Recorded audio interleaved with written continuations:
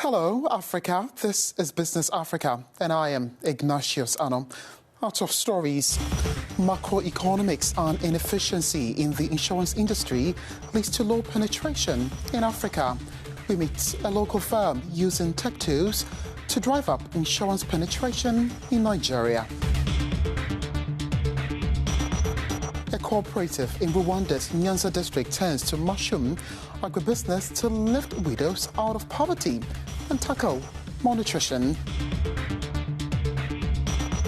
And a little later, we're in Egypt, where artisans bank their hopes on a new lease of life after the tourism sector was battered by the pandemic. Details right now. Africa is seen as the second fastest growing region for insurance globally. That's according to McKinsey & Company. The insurance sector on the continent is valued at almost $68 billion. But there are still some loopholes. Premium processing is still largely paper-based, an expensive model for insurers. As new technologies conquer the world, can tech tools drive up insurance penetration in Africa? We'll hear from an expert momentarily. But first, here's a report on the state of the industry. Insurance penetration in Nigeria remains at less than 1%. According to official data, the penetration rate of the sector, which plunged into deep recession in 2020, stands at 0.5%, a low rate compared to 13.4% in South Africa. Yet, the average for insurance penetration in Africa remains generally low.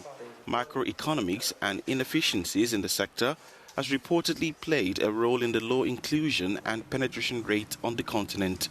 For instance, analysts say claims processes are still largely paper-based and exorbitant, time-consuming and ineffective.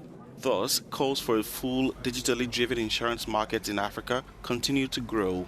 One of such companies working to bring this into fruition is Curacell. The insurance technology platform says it is leveraging on artificial intelligence to power claims processing and fraud management in Africa. Already, the firm works with some of the biggest insurers in Nigeria, Ghana, and Uganda. Henry Mascot, a CEO and co-founder of Curacell. He joins us from Lagos in Nigeria. Thank you for taking the time to join us. So first, there's been an uptick in the use of technology thanks to the pandemic. Is the insurance industry in Nigeria taking advantage of the opportunities presented here? I think they have. Curacell being a service provider in the insurance segment, we've seen quite a bit of an adoption during this period. We've seen renewed interest more than before the pandemic. And the case is simply, it's easy to understand. So this guy's had a period of about a couple of months when they couldn't access their data and they couldn't function properly because they weren't all physically present in the same place. They couldn't distribute in the traditional way, using brokers, working into places because everybody was locked down. So obviously the industry saw a bit of dip, but post that, they started taking digital transformation a lot more seriously. Now, large volumes of paperwork and inefficiencies within the system continue to pose challenges to insurers. Is artificial intelligence crucial to insurance inclusion and penetration on the continent now and in the future? Yes, for sure. One of the core things we do at Curacell is to be able to help insurance companies save money that they currently lose around fraud. And one of the things we've seen that helps that process is basic digitization, right? So moving away from manual paper-based processes to actual digital efficient processes. On the continent, we wouldn't see a big, adoption of AI in the beginning, because again, we need to create, some level of employment.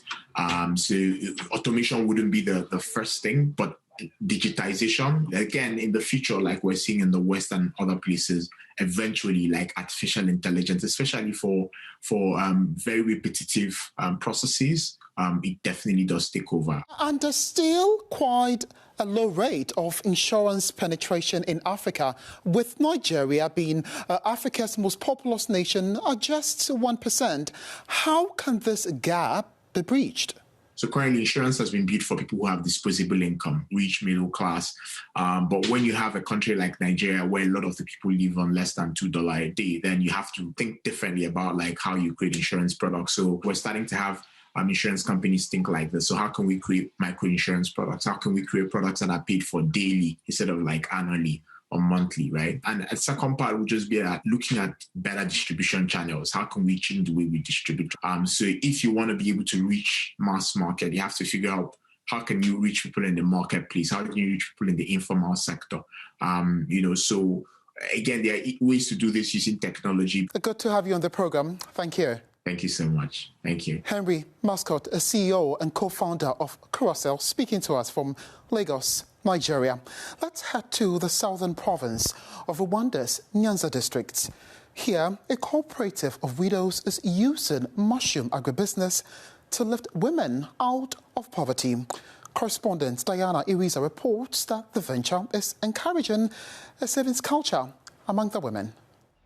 The savings group, which started with only 12 women in 1995, is currently an association that has turned into an agribusiness cooperative with 30 members so far. The members are reaping big from the mushroom growing, which has changed their livelihoods. The women learned how to prepare their own mushroom spores, of which they invest only 400 Rwandan francs per week. Initially, we got together as a group with the intention to save money. We used to save about 100 Rwandan franc per week, but we later decided to form a cooperative. We decided to grow mushrooms because it is not a very hectic job. It can be carried out on a very small piece of land, and it generates a lot of produce. In a month, we earn about $41. We sell mushroom spores. We sell each at $1. One mushroom spore in the cooperative produces 2 kilograms of mushrooms, which each is sold at 1,500 Rwandan francs, meaning one mushroom spore produces 3,000 Rwandan francs, having invested only 400 Rwandan francs per week. By March 2021, the cooperative was growing 4,000 mushroom spores, meaning from which the 12 million Rwandan francs produce was expected, considering that one spore goes at 3,000 Rwandan francs. The women in the cooperative say not only has the mushroom growing improved their standards of living, but it has also improved malnutrition in their village. We made a decision to be self-reliant as widows and not request for financial help from other people in the village. We've attempted different agribusinesses. We've benefited a lot from our cooperative. The cooperative has managed to generate over 30 million Rwandan francs in total assets, including built-up working houses. The women of this cooperative also set aside a savings, that is whereby they get to save 700 Rwandan francs per week. Diana Iriza from Rwanda for Africanews. A year before the health crisis, the tourism sector in Egypt made up around 12% of gross domestic product, GDP. Last year, the country's revenue plummeted to $4 billion. It was eyeing a $16 billion rebound. In the Islamic Cairo tourist city of Khan el-Khalili, artisans are now pinning their hopes on souvenirs to revive local tourism. Call it a small marketing strategy to woo tourists post the pandemic. It used to be one of Egypt's successful businesses. With tourists rushing to see the sights, souvenir makers working in the shadow of Giza's pyramids had clients all year round. But with the COVID-19 pandemic, tourism crashed in the country, and now the livelihoods are at stake. It is very quiet these days compared to the past. I used to have 15 workers in my workshop. I was producing statues in all sizes. But after tourism declined, I turned to molding small and simple souvenirs. Now I have 5 workers focusing only on making small and medium-sized gifts. The toughest challenge I face is when I want to create a replica for something and I don't have enough data, sadly. For example, the most famous artifacts aren't in Egypt. Right now, I am working on a replica of Nefertiti's bust, which is the most iconic piece in the Berlin Museum. I wish I would have been able to see that piece with my own eyes. This is my biggest challenge. Egypt's souvenir workers behind the famous pyramids, Tutankhamun masks and Nefertiti busts have also suffered from cheaper replicas when their market was flooded with cheap Chinese imports. But Egyptian authorities took action to protect its homegrown crafts. Egyptian products are much stronger when it comes to their finish and the material used compared to Chinese ones, which can change with time.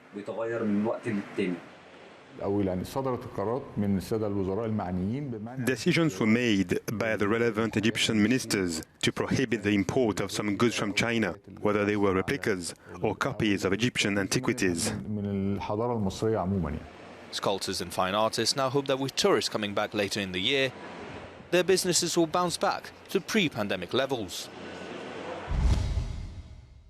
And that's it for Business Africa. You can be a part of the program via our various social media handles. Follow me on Twitter at Ignatius Anno. Also, head over to Africanews.com for the entire program and more. I thank you for watching and goodbye.